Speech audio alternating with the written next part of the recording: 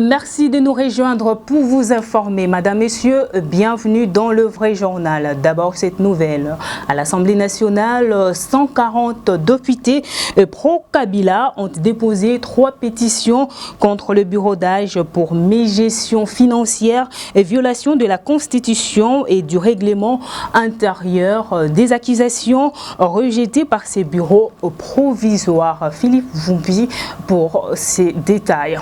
Le Front commun pour le Congo, FCC, repasse à l'offensive. Le député national resté fidèle à Joseph Kabila, autorité morale de cette structure politique, ont déposé 3 pétitions contre le membre qui compose le bureau d'âge mis en place depuis la chute en décembre dernier de Mabunda. Le reprocher au président du bureau d'âge l'opacité de la gestion financière de l'Assemblée nationale, la violation de la Constitution, des lois et du règlement intérieur de la Chambre basse.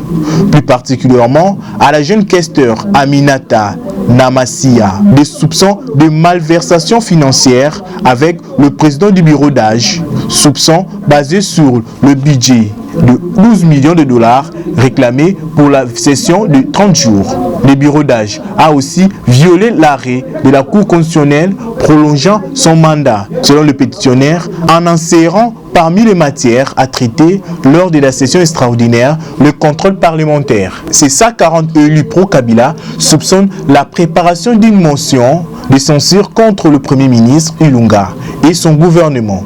En réaction à ces accusations, le bureau d'âge a estimé dans un communiqué non seulement elles sont fausses, mais qu'aucune disposition légale ne prévoit l'examen de pétitions en vue de sa destitution.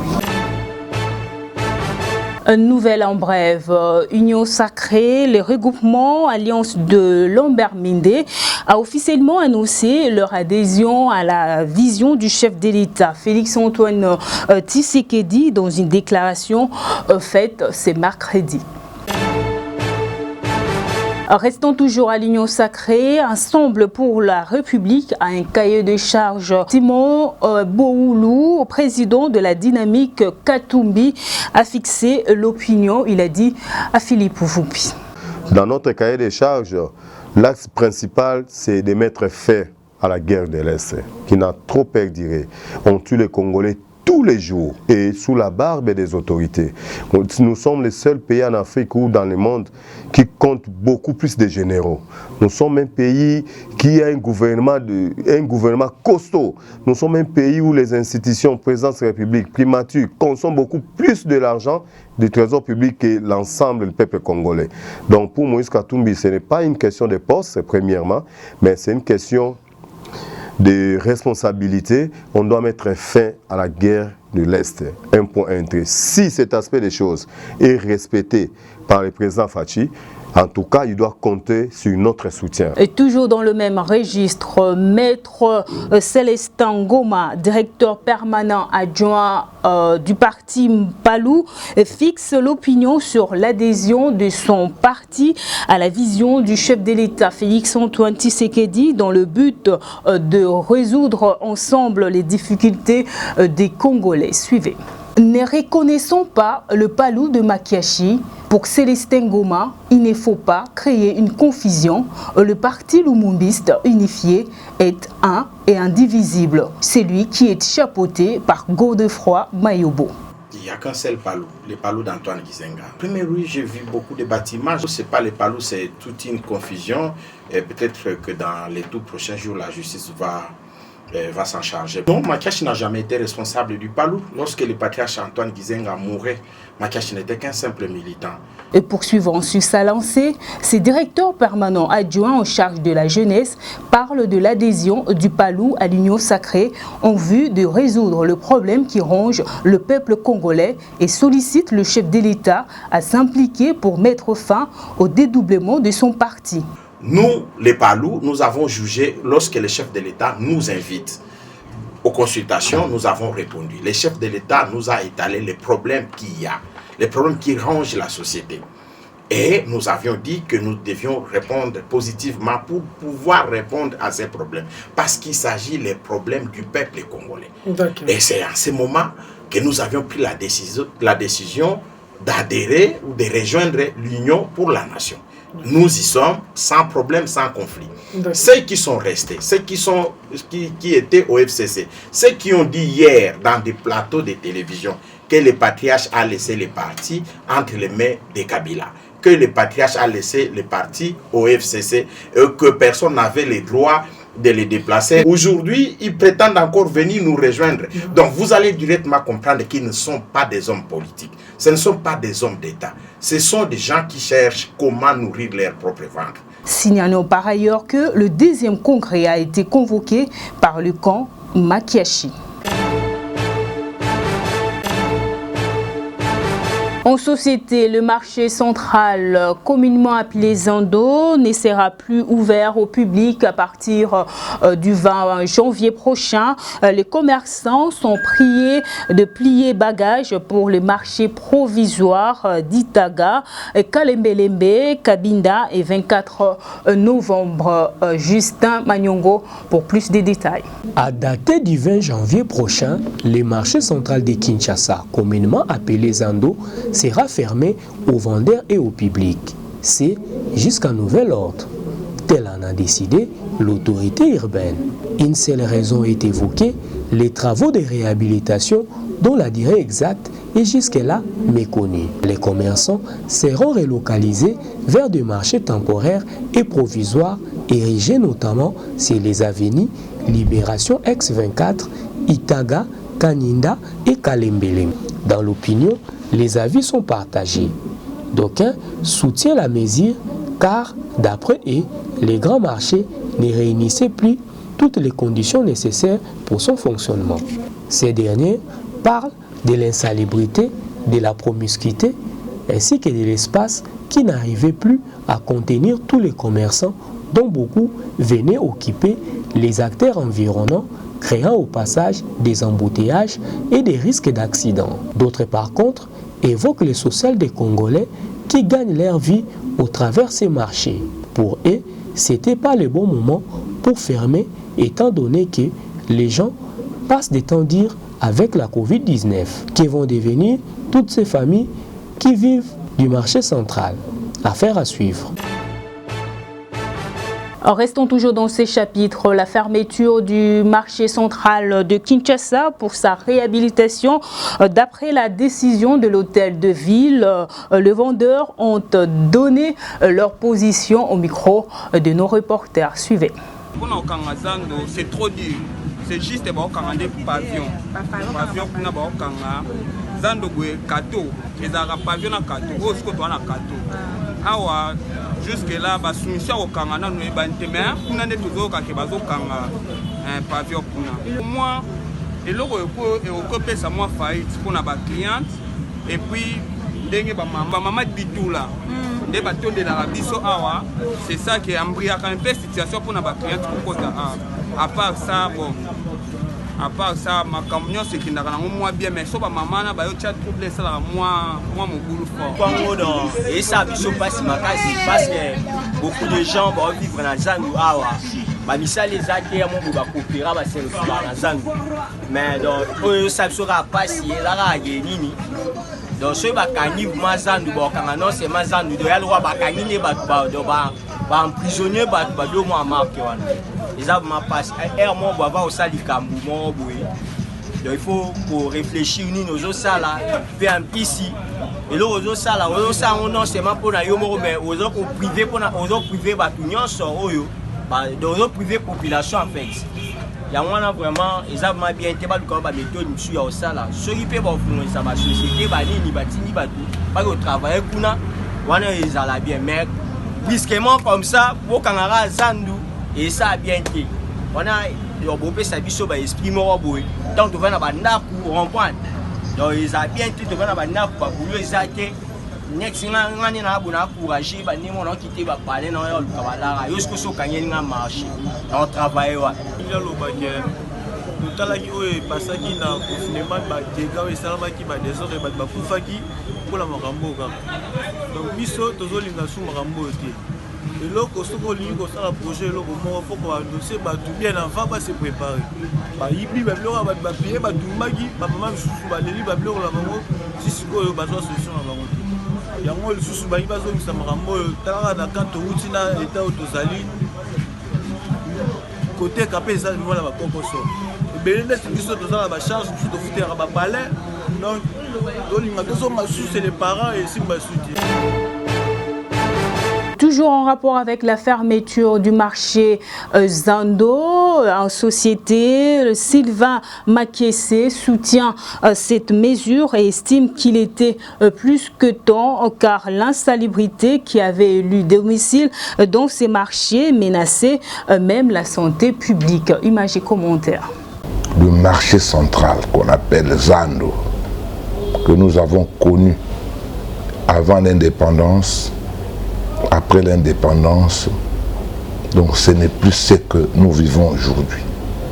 On devrait depuis longtemps fermer ce marché. Voilà pourquoi à chaque fois je dis, quand on vous donne des responsabilités, c'est que vous avez une mission. À tout moment que vous voulez remplir cette mission, la personne qui vous a confié la mission, qui à l'époque était noble, trouve qu'on doit changer et vous reculez parce qu'il y a le mouvement de masse, ça, excusez-moi, j'appelle ça de l'irresponsabilité. C'est depuis longtemps qu'on devrait le faire. Pourquoi? Mais la promiscuité qui est dans ce marché-là, la saleté, mal administré, tout ça, ce sont parmi les éléments qui font qu'on doit nécessairement fermer ce marché pour le rendre viable, les vendeurs et les vendeurs. Effectivement, ils n'ont pas tort de réclamer. Mais dans cette réclamation, est-ce qu'ils ont raison? L'État doit nous donner des orientations. Si ça va pour l'intérêt du peuple et de la nation, de la population. Aujourd'hui, on nous impose le couvre-feu à partir de 21h. C'est pour notre bien. Vous croyez que tout le monde est content? Non. S'il faut se contenter seulement de faire plaisir, on n'aura jamais de décision pour redresser ce pays. Autre chose, les inciviques appelés communément Kuluna ont sémé la terreur dans la commune de Kimbaseke vers la route Mokali à partir de 13h. Ils ont été arrêtés par les agents de l'ordre. Jocelyne Langa nous donne plus de détails. Los inciviques appelés communément Kuluna ne cessent de semer la terreur. Ici, nous sommes dans la commune de Kimbaseke, vers la route Mokali. Ces malfrats ont pillé, extorqué la population de ces coins en pleine journée. Les témoins de l'événement expliquent. Ndekoyo azokrese batu na 13h na ba machette na lichette na loketu et puis afinga bat banjir moko babola mana no mutaki pe vina ngate et na lichette na boko bazali 3 personnes parce que au moins 5 personnes na présence na ngai ngane na bengi la police tellement za mingi na ba numéro ba associate na bengi commandant Baudry na ibisie awa c'est un événement mozo salama na moyi penda azoboto la bat biloko na moyi de commandant Baudry atindaki belema pour ça l'effort ya otati pour ma oyo yazoki wana eza soki nini te eza entre ye na mutu abotolaki biloko base frontane na mabanga nde libanga ya mutu ya banda yibaki biloko na ye libanga ya mutu wana bambaki ezwi akweyaki kao na mabele ndeti ye eza likambo ya koloba te ndeti ye tata na ye aza lieutenant soki nga lalandi na ye komati awa iparaît-il ke tata na ye aza lieutenant soki nakomi awa po eza kaka tata na ye aza lieutenant oyo première fois te bakanga ye tata na ye yaka abimisaka ye tant que lieutenant na ye awa mpona tala soki tata nango ye toluka ndeni tokotia tata na ye maboko. Un agent de l'ordre qui a opéré pour appréhender ces Kuluna exprime sa détermination d'éradiquer ces phénomènes. balembisi population yango wana totali keno totindekaka bango mpe tokolemba mpe bango te biso tozokoba chaque jour tozolala libanda mpona bango mpo population ezala kimia ndenge bakonzi na biso basengi tosala mosala yango tosala bongo soki population akangi moyibi mpe kuluna bapesa leta aki de droit babeta te bazokisa te bapesa nde leta nde moto ayebi nini akosala na moto na ye. Place à présent aux invités du vrai journal. Il s'agit là de 2 députés provinciaux. Suivez.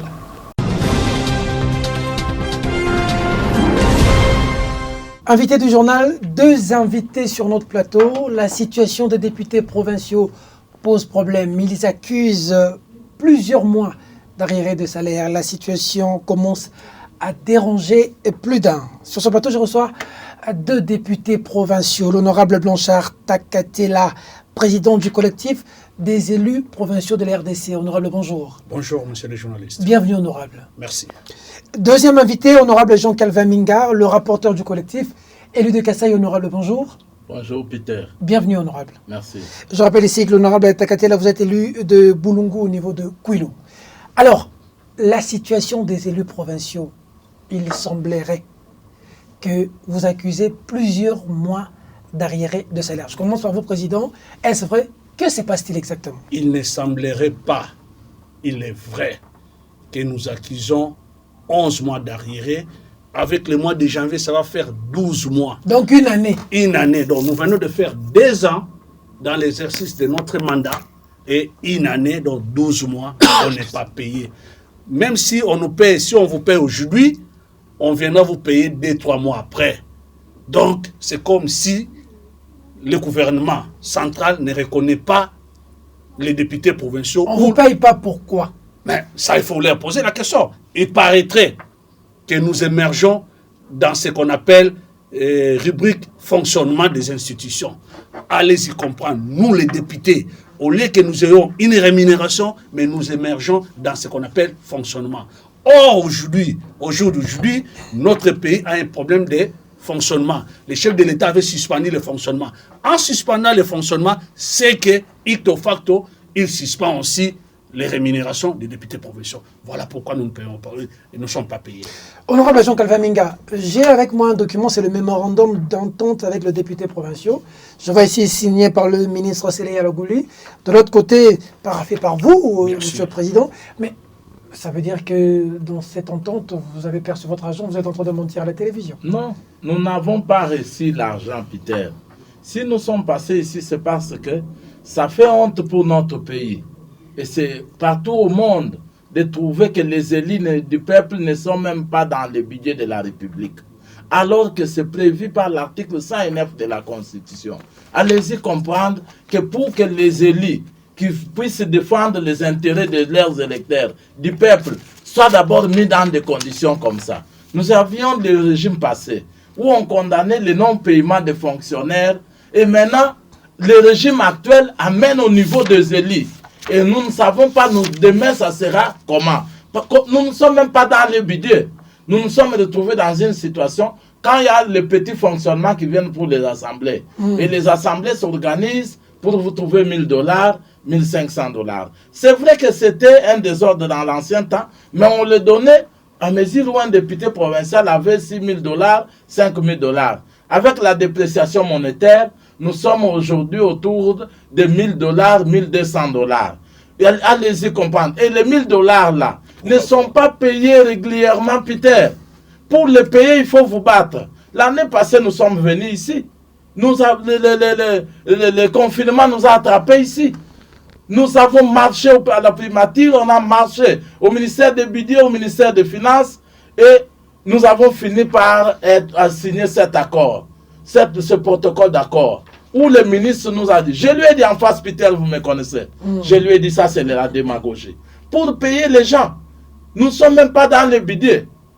Et vous êtes à l'aise dans vos fauteuils, vous dites que nous sommes des meilleurs ministres. Aujourd'hui, je me pose la question.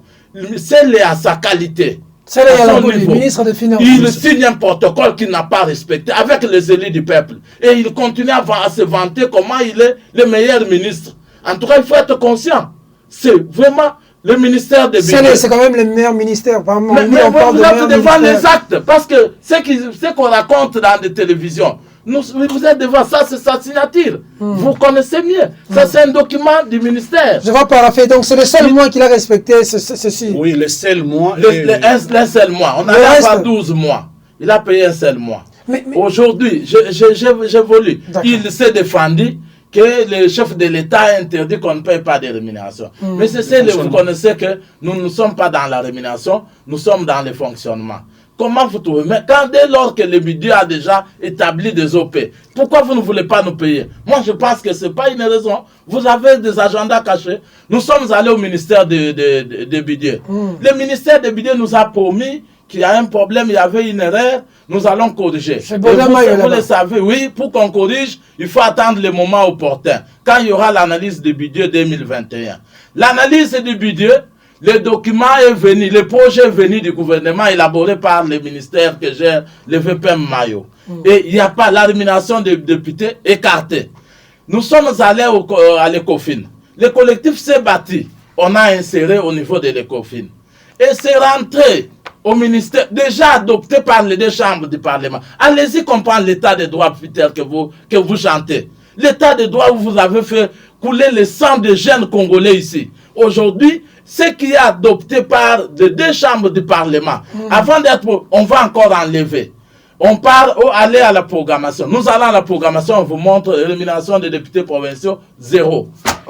Mais putain, nous sommes dans quel pays? Or, vous connaissez l'impact qu'a les députés provinciaux vis-à-vis des électeurs. Moi, je comprends que c'est le manque de la vision qui caractérise les membres de ce gouvernement. Vous savez, vous avez eu des ministres qui n'ont pas été préparés pour être ministres. Non, mais nous avons déjà... Attendez. Jolino Makelele a clairement dit à la télévision que vous avez perçu, je crois, 6 mois. Mais c'est grave. C'est grave. C'est grave. Je l'ai suivi à la télévision. Excusez, Peter. Parce que vous ne l'avez pas suivi. Excusez, Peter. Nous l'avons suivi. Vous savez qu'un porte-parole du gouvernement, sous d'autres dossiers, on allait les limoger.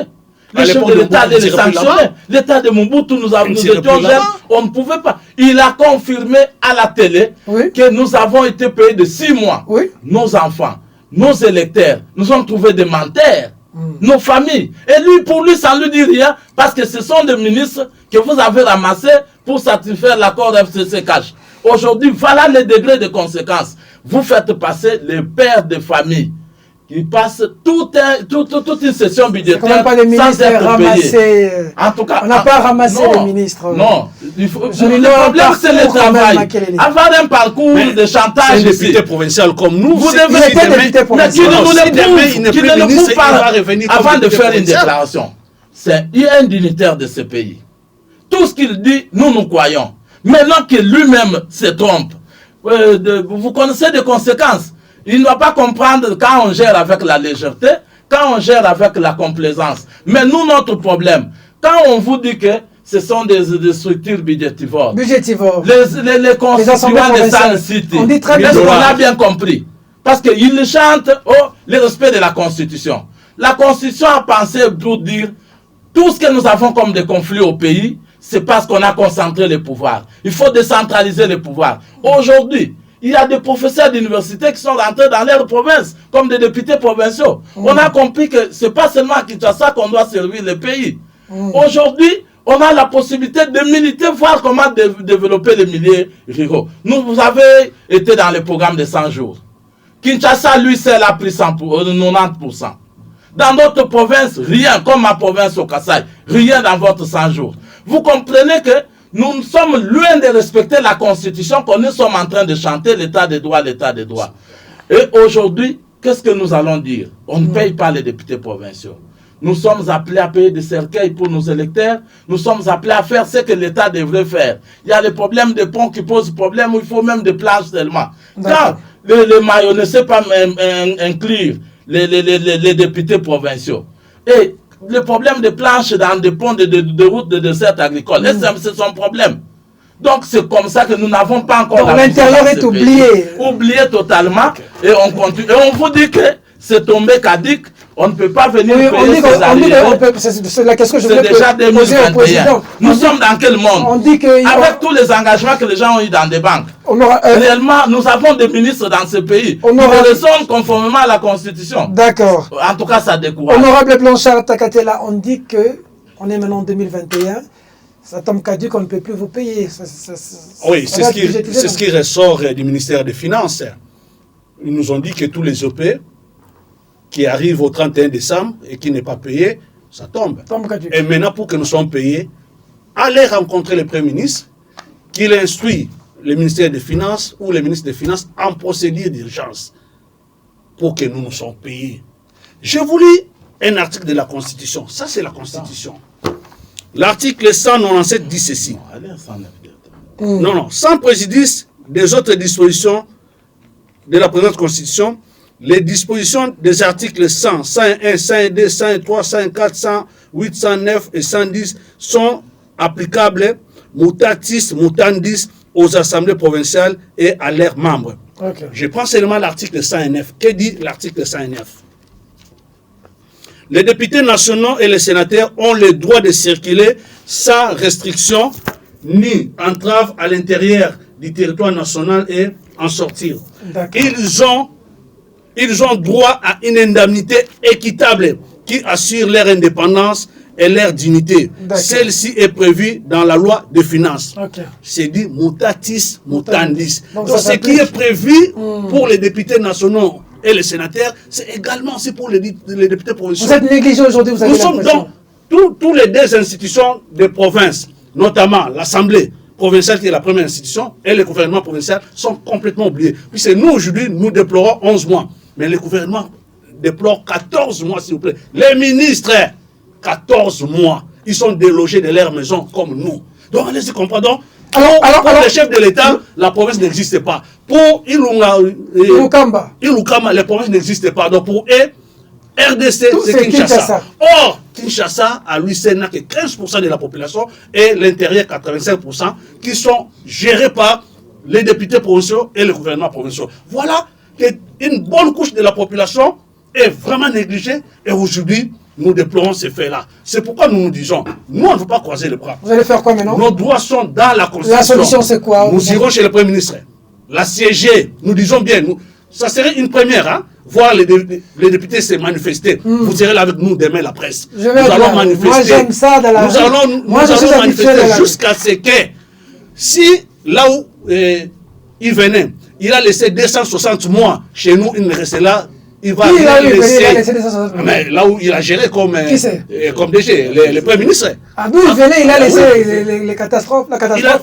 Alors, il a amené la catastrophe jusqu'à chez nous pour laisser 12 mois chez les députés provinciaux, 14 mois chez... non, mais ça, chez nous, il ne laissera rien comme arriéré. Il va les payer demain. Que vous allez aller l'assiéger là-bas.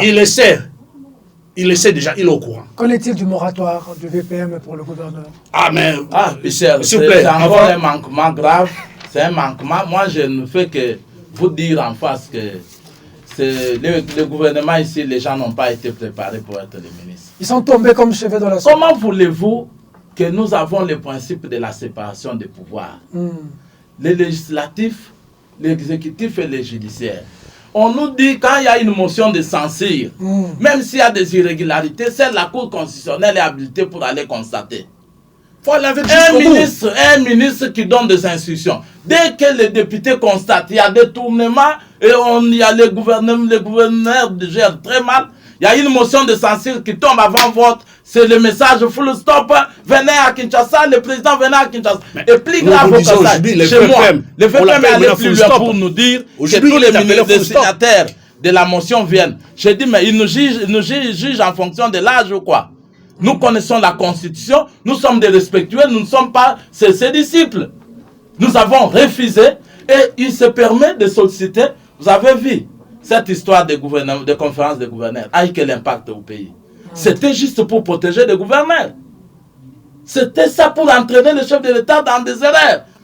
Quand vous donnez un moratoire, vous n'êtes pas d'accord avec le moratoire du VPM de l'intérieur. Les députés ont fait une déclaration, ça ne nous engage pas parce que ça viole la Constitution. Ça viole la Constitution. Vous allez voir la session de mars. nous allons sanctionner des gouverneurs, on va plonger le pays dans le chaos et on va corriger. Vous allez... ça ne nous engage pas. Un moratoire verbal. Vous allez plonger le pays dans la crise. Parce qu'on ne comprend pas cette ingérence intempestive du peuple de l'intérieur. Si vous plongez le pays dans le chaos, vos électeurs vont souffrir. Mais les électeurs sont déjà abandonnés. Le VPM a constaté le VPM fait sa part. Lui, c'est Kinshasa. Il est dans les bureaux climatisés.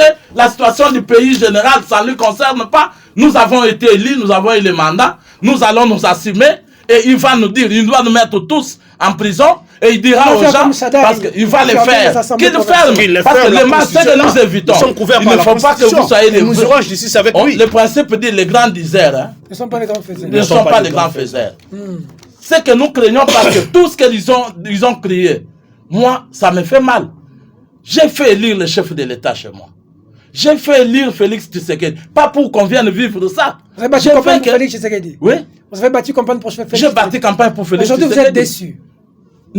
Laissez ce gouvernement. Heureusement qu'il a pris conscience. Tout le monde doit partir. Je crois que vous connaissez ça. C'est le cri de tout le monde que le gouvernement Ilunkambe nous a déçus. Et plus loin, on avait les fonctionnaires, le régime Mobutu, de Kabila, qui réclamaient, qui revendiquaient. Maintenant, le régime Tshisekedi, même les députés commencent à marcher pour qu'ils soient payés. Quel ridicule! Est-ce qu'on tire conséquence de tout ça? Je sais que c'est que les gens ignorent. Les gens pensent comme tout le monde, nous étions figés pour le départ de Kabila. Et maintenant, nous sommes, nos électeurs et nous tous, on commence à revenir sur la gestion du pays. S'ils pensent que nous allons totalement les laisser faire, nous sommes en train d'encaisser.